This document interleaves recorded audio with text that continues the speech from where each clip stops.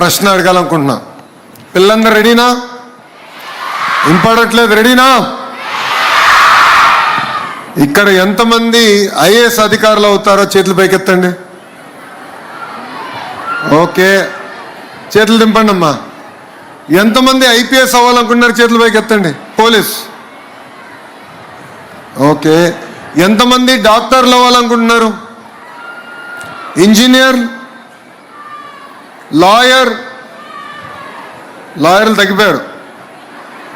Okay, most important question అడగబోతున్నా. ఎంతమంది రాజకీయాల్లోకి రావాలనుకుంటున్నారు? చేతులు పైకి ఎత్తండి. ఇప్పుడు ఎత్తుతారులే అందరూ. ఎందుకు అడుగుతున్నానంటే గౌరవ ముఖ్యమంత్రి గారు ఒక కుటుంబంతో కలిసారు. ఆ కుటుంబంలో 5 పిల్లలు. ఎవరు ఒక్కరు కూడా రాజకీయ నాయకులు అవుతారని చెప్పలా. గౌరవ ముఖ్యమంత్రి గారు పక్కన కూర్చుని కూడా అందరూ ఐఏఎస్ అధికారి అవుతాం, ఐపీఎస్ అధికారి అవుతాం అని చెప్పారు తప్ప ఒక్కరు కూడా రాజకీయాల్లోకి వస్తారని చెప్పలేదు. సో తల్లిదండ్రులు కూడా కోరుతున్నా, బాగా చదివిన వారు కూడా రాజకీయాల్లోకి రావాల్సిన అవసరం ఉంది. సమాజంలో ఏ మార్పు అయితే మనం ఆశిస్తామో అది రాజకీయాల ద్వారా ఆ మార్పు మనం సాధించగలుగుతామని ఈ సభాముఖంగా ఇక్కడ ఉన్న తల్లిదండ్రులందరికీ నేను తెలియజేస్తున్నా. వేదికమైన గౌరవ ముఖ్యమంత్రి శ్రీ నారా చంద్రబాబు నాయుడు గారికి, గౌరవ శాసనసభ్యురాలు మిర్యాల శిరీష గారికి, అదేవిధంగా విద్యాశాఖ అధికారులకు, ఉపాధ్యాయులకు, తల్లిదండ్రులకు, విద్యార్థులందరికీ నా హృదయపూర్వక నమస్కారాలు. అందరికీ జాన్ జోర్, అందర్ సాయి మిందిరా. మన ఇంట్లో కొడుకైనా కూతురైనా మొదటిసారి పాఠశాలలకు వెళ్ళినప్పుడు ఒక పక్కన ఆనందం ఉంటుంది, ఇంకో పక్కన ఆందోళన కూడా ఉంటుంది. మనందరికీ ఒకటి ఉంటుంది, నా బిడ్డ బాగా చదవాలి, దేశానికి ప్రయోజకులుగా మారాలన్న కోరిక మనందరి గుండెల్లో ఉంటుంది. ఆ కార్యక్రమాన్ని, ఆ కళను నిజం చేసేదానికే ఈరోజు మెగా పేరెంట్ టీచర్ మీటింగ్ ప్రభుత్వం అధికారికంగా నిర్వహించడం జరుగుతుంది. ఇక్కడనే కాదు, 43,000 పాఠశాలల్లో లక్షలాది మంది తల్లిదండ్రులు, పిల్లలు, ఉపాధ్యాయులు కలిసికట్టుగా కూర్చుని మన పిల్లలు ఎక్కడ చదువుతున్నారు, ఏం చదువుతున్నారు, రాబోయే రోజుల్లో ఏం సాధించాలనుకుంటున్నారో చర్చించడానికే ఒక అద్భుతమైన వేదిక ఈ మెగా పేరెంట్ టీచర్ మీటింగ్. నేను విద్యాశాఖ మార్చులైనప్పుడు గౌరవ ముఖ్యమంత్రి గారు ఒకే ఒక హామీ ఇచ్చా. ప్రభుత్వ పాఠశాలలకి పూర్వ వైభవం తీసుకొచ్చే బాధ్యత నేను తీసుకొస్తానని ఆనాడు గౌరవ ముఖ్యమంత్రి గారికి నేను హామీ ఇస్తాను జరిగింది. దాంట్లో భాగంగా ఈరోజు మనం 2వ అడుగు వేస్తున్నాం. ఈ ప్రయాణం కేవలం ఒక లోకేష్ వల్లనే సాధ్యం కాదు. తల్లిదండ్రులు, విద్యార్థులు, ఇంకో పక్కన మాకున్న అద్భుతమైన ఉపాధ్యాయులు, ముగ్గురు అనుసంధానం అవుతేనే నేను ఏ మార్పు అయితే ప్రభుత్వ పాఠశాలలో సాధించాలనుకున్నానో, తీసుకురావాలనుకున్నానో అది నేను చేయగలుగుతాను. రంపచోడవరం నియోజకవర్గం వచ్చినప్పుడు నాకు నూతన ఉత్సాహం వచ్చింది. ఈ నేలలోనే పోరాటం ఉంది, ఈ నేలలోనే పౌరుషం కూడా ఉంది. స్వాతంత్ర సమర యోధుడు అల్లూరి సీతారామరాజు గారు నడియాడిన నేల, గొప్ప నేల రంపచోడవరం. గిరిజన ఆత్మగౌరవానికి పోరాడిన గొప్ప నేల ఈ రంపచోడవరం గడ్డ. రంపచోడవరం అడవుల్లో అల్లూరి సీతారామరాజు గారు స్వాతంత్రం జ్యోతి వెలిగించారు. ఆ జ్యోతి దేశభక్తిగా ఆనాడు మారింది. ఒక అల్లూరి సీతారామరాజు గారు, గత్తం దొరగారు, మల్లు దొరగారు, కొమరం భీం గారు చేసిన పోరాటాలే ఇక్కడున్న విద్యార్థులందరికీ ఒక మార్గదర్శకం. ఇక్కడ నేను చూసా, గిరిజనులో ఒక పట్టుదల, ఒక మాటలో చెప్పాలంటే మొండితనం ఎక్కడ ఉండదు. కష్టాన్ని నమ్ముకున్నవారు, భూమిని నమ్ముకున్నవారు, కానీ వాళ్ళందరి లక్ష్యం ఒకటే, మనం పడిన కష్టాలు మన పిల్లలు పడకూడదు, పిల్లలు బాగా చదవాలి, ప్రయోజకులుగా మారాలి, దేశాన్ని మార్చే పరిస్థితి తీసుకురావాలన్న లక్ష్యం ఇక్కడున్న గిరిజన తల్లిదండ్రులందరిలో ఉంది. ఇక్కడున్న పిల్లలందరినీ ఒక చిన్న ప్రశ్న అడగాలనుకుంటున్నా. రెడీనా? దేవుడిని ఎంతమంది చూశారు?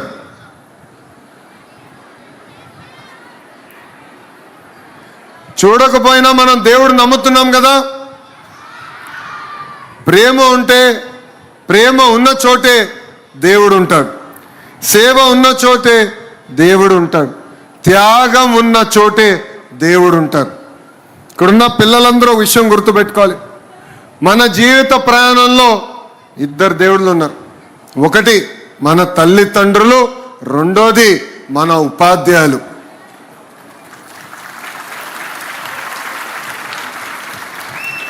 ఈరోజు తల్లికి వందన కార్యక్రమం కేవలం ఒక సంక్షేమ కార్యక్రమం మాత్రమే కాదు. ఈ కార్యక్రమం ద్వారా తల్లిని గౌరవించాలి, ఉపాధ్యాయుల్ని గౌరవించాలి, వాళ్ళ దగ్గర నుంచి మనం చాలా నేర్చుకోవాలి. వీళ్ళందరినీ అనుసంధానం చేసేదానికే ఈ కార్యక్రమం మనం చేశాం.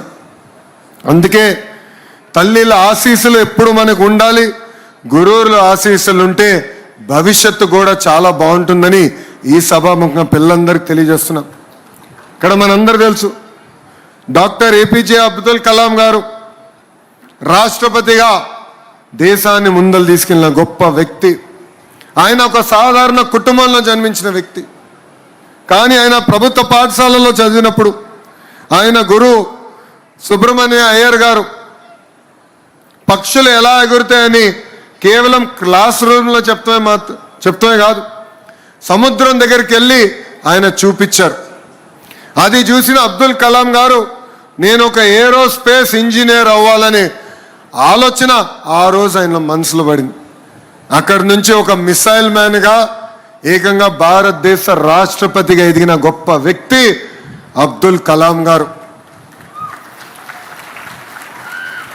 ఆయన ఎంతోమంది అడిగారు ఈ స్థాయికి వచ్చిన కారణం ఏంటి, ఎవరు ఆశీస్సులతో మీరు ఈ స్థాయిలో ఉన్నారంటే, ఒక పక్కన మా తల్లి, ఇంకో పక్కన మా ఉపాధ్యాయుల వారిని నేను ఈరోజు ఈ స్థాయికి వచ్చానని చెప్పిన గొప్ప వ్యక్తి ఏపీజే అబ్దుల్ కలాం గారు.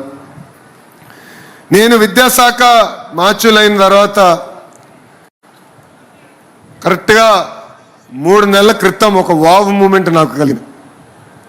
నేను మొదటి పేరెంట్ టీచర్ మీటింగ్లో గౌరవ ముఖ్యమంత్రి గారు విషయంలో హామీ ఇచ్చారు.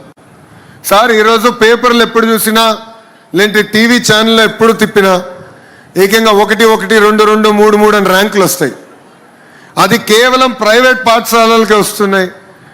నాకు 2 సంవత్సరాలు ఇవ్వండి, ప్రభుత్వ పాఠశాలలో కూడా అంత అద్భుతమైన ర్యాంకులు నేను తీసుకొస్తా, ఆ పిల్లల ఫోటోలు నేను పేపర్లో వేస్తానని చెప్తాను జరిగింది. ఈరోజు ఈ వేదిక నుంచి గౌరవ ముఖ్యమంత్రి గారికి నేను తెలియజేస్తున్నాను.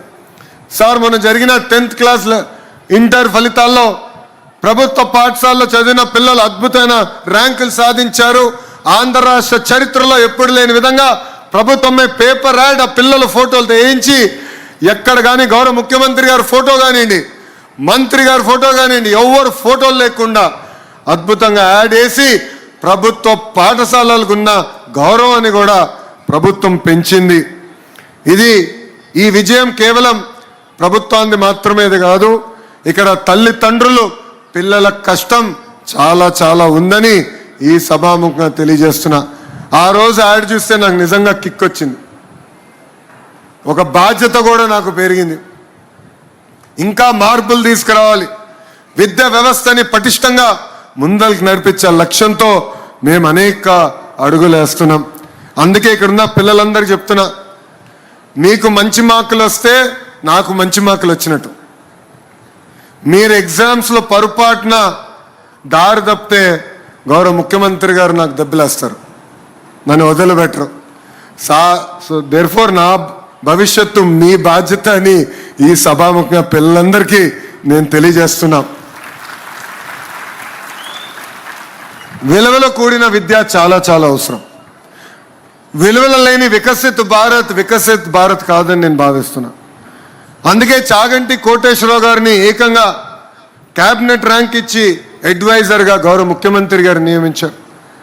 విలువలకు సంబంధించిన పుస్తకాలు ఏదైతే ఆయన రూపొందించారో ఆ పుస్తకాలు ఈరోజు ప్రభుత్వం ప్రింట్ చేసి పిల్లలకి అందిస్తమే కాదు, ప్రతి సాటర్డే పిల్లలతో ఆ పుస్తకాలు చదివిస్తాం జరిగింది. చాగంటి కోటేశ్వరరావు గారు ప్రవచనలు కూడా చేస్తారు. దాంట్లో ఒక ప్రవచనకి వెళ్ళా, ఆయన ఒక అద్భుతమైన మాట చెప్పారు, తల్లికి చెప్పలేని పని చేయొద్దని. తల్లికి చెప్పలేని పని చేయదు. చాలా సింపుల్గా అనిపించవచ్చు, కానీ ఎంత పవర్ఫుల్ స్టేట్మెంటో నాకు అర్థమైంది.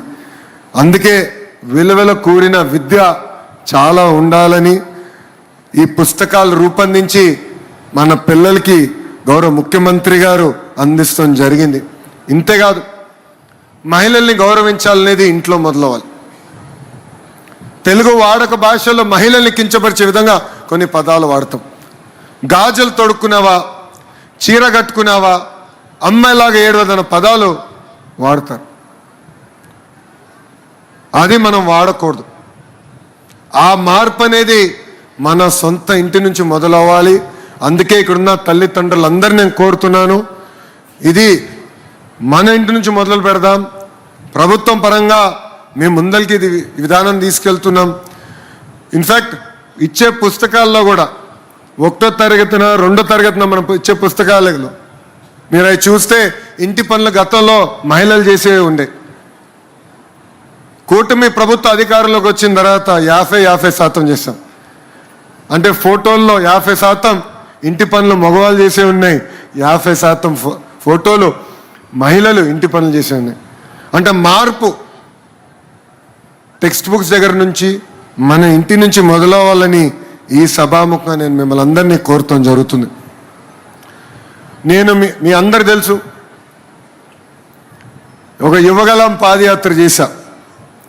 రాయలసీమలో నేను పాదయాత్ర చేసినప్పుడు చాలామంది తల్లులు వచ్చి నన్ను కలిశారు. అయ్యా, ఆర్థిక సహాయం ఏదైతే మీరు చేస్తున్నారో ఇంట్లో ఎంతమంది పిల్లలుంటే అంతమంది పిల్లలకి అందించండి, లేదంటే మా కూతుర్ని ఇంట్లో పెట్టుకుని అబ్బాయిని చదివించే పరిస్థితి వస్తుందని. అది మన గౌరవ ముఖ్యమంత్రి గారు తెలియజేసిన వెంటనే తల్లికి వందనం కార్యక్రమం చేపడదాం. ఇంట్లో ఎంతమంది బిడ్డలుంటే అంతమంది బిడ్డలకి ఆర్థిక సహాయం అందిద్దామని చెప్తాం జరిగింది.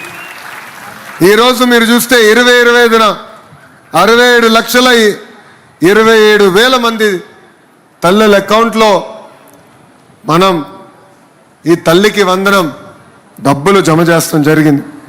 అంతేకాకుండా 2026కు వచ్చేగల 67,47,000 అకౌంట్లో ఈరోజు సుమారుగా 10,000 కోట్ల రూపాయలు ప్రజాప్రభుత్వం తల్లుల అకౌంట్లో జమ చేస్తాం జరిగింది. స్వామి వివేకానంద గారు ఒక మంచి మాట చెప్పారు, arise, awake and stop until the goal is not reached. ఒక లక్ష్యం పెట్టుకోవాలి, ఆ లక్ష్యం సాధించే వరకు మనం నిద్రపోకూడదు. ప్రభుత్వ పాఠశాలలో మార్పు తీసుకెళ్ళే లక్ష్యం నేను పెట్టుకున్నా. తల్లుల్ని, పిల్లల్ని, ఉపాధ్యాయుల్ని అనుసంధానం చేసేదానికే లీప్ యాప్ కూడా తీసుకొస్తాం జరిగింది. ఇక్కడున్న తల్లిదండ్రులు అడుగుతున్నా, లీప్ యాప్